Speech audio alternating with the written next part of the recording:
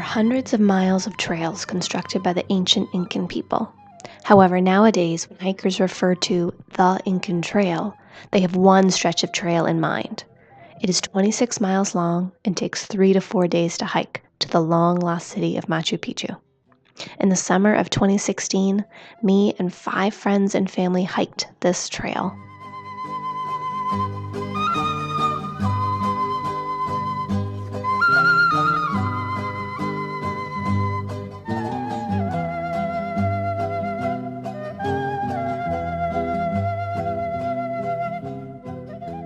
Only 500 people are allowed on this trail at any moment. You must hike with a licensed guide, and most people hike with local porters to carry their gear and cook their meals. The trail ascends through different ecosystems. It starts off in the desert with cacti. Next, it ascends through a cloud forest and then mountain plains. We hiked for 4 days, and each day started with an amazing breakfast from our cook Julian.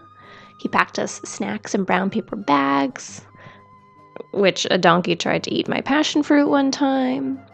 We had our lunch tent set up for midday. We had amazing dinners. I never imagined one of the best parts of the hike would be the food.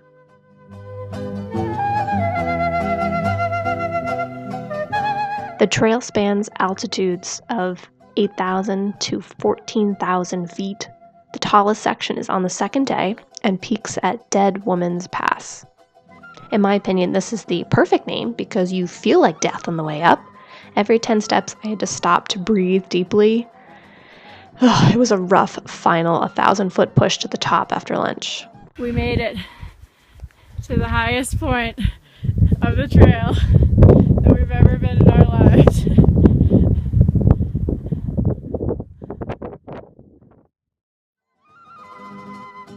Dead Woman's Pass is actually named such because from far away the pass looks like a woman sleeping. Or, in my opinion, a mermaid. This is our camp. Night 2. Hey!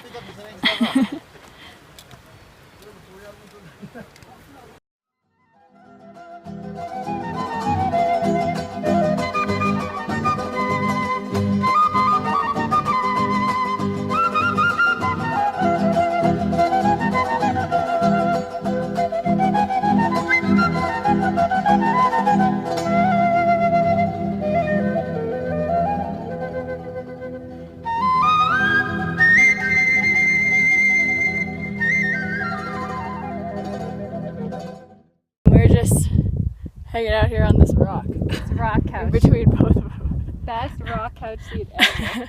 Each day we hiked 6 to 8 hours, and along the way there were ruins, ancient, mysterious ruins from a dead civilization. Each time we encountered new ruins, it was a unique experience. There were no other tourists. The only time we saw other people was at night at the campsites or on the trails, our porters hurriedly passing us. These places felt so magical and so special, like we were the only ones in the world privileged to their wonder, just hidden in the mountains.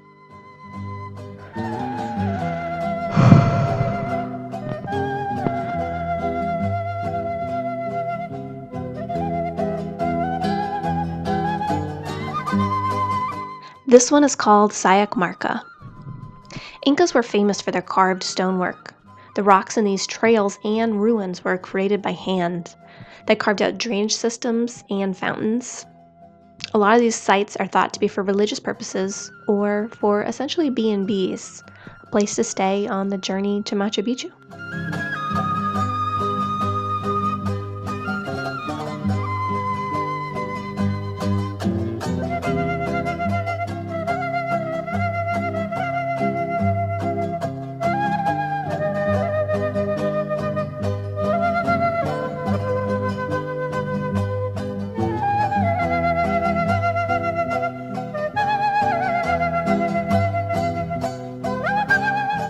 At one point, our beloved guide Jose took us off the trail to find a secret ruin. We are off-roading right now in the Peruvian jungle. We're being eaten alive my plants. Look at this tree that's about to suck Arvin in. I don't know where Jose is taking us. But I hope that we make it. This is the place we ended up on the secret trail.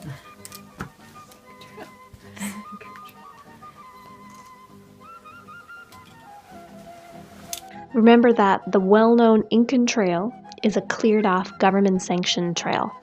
There are so many trails that are not cleared off, like the one we detoured onto.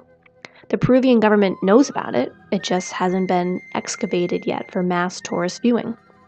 It felt so special to be able to see a ruin before excavation. Maybe this is how explorers of the past felt.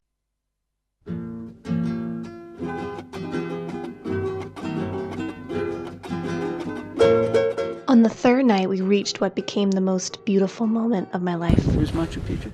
This campsite by the ruined Marca. These 10 minutes of arriving when the sun was setting were my favorite minutes of our 2-week trip. It was perfect.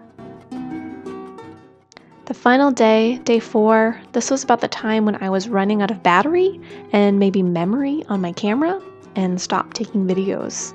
So I made sure I had enough for when I reached Machu Picchu at the end of the trail, at the end of that day.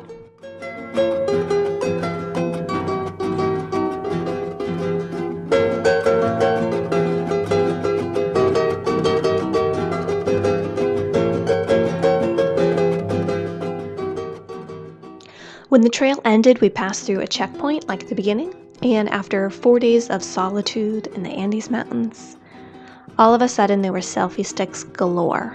We entered through the sun gate and were smacked in the face with 100 tourists. Some on cell phones, some in flip-flops. It was like culture shock. We had very quickly become mountain hermits. But there was Machu Picchu, the reason for this whole trip. We hiked Huayna Picchu, the big mountain behind the city of Machu Picchu. It is 1,000 stairs to the top. And I don't mean casual stairs, I mean 1,000 straight stairs. One section is even called death stairs, because yes, people have died on this.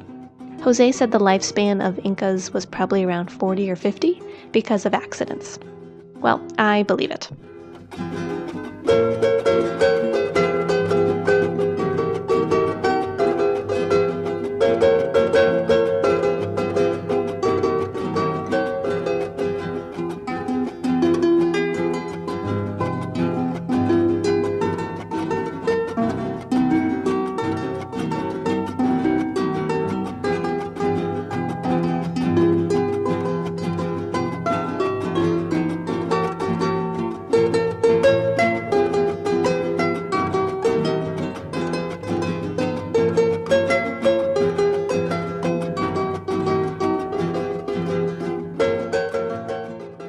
Because we were so used to solitude when exploring ruins, Machu Picchu was actually really overwhelming.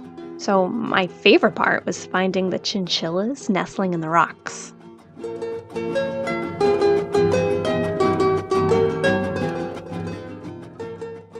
After 4 days on the trail and a 5th day exploring Machu Picchu, we headed to the nearby town of Aguascalientes and took a train back to Cusco and then a flight back to Lima, ending our trip.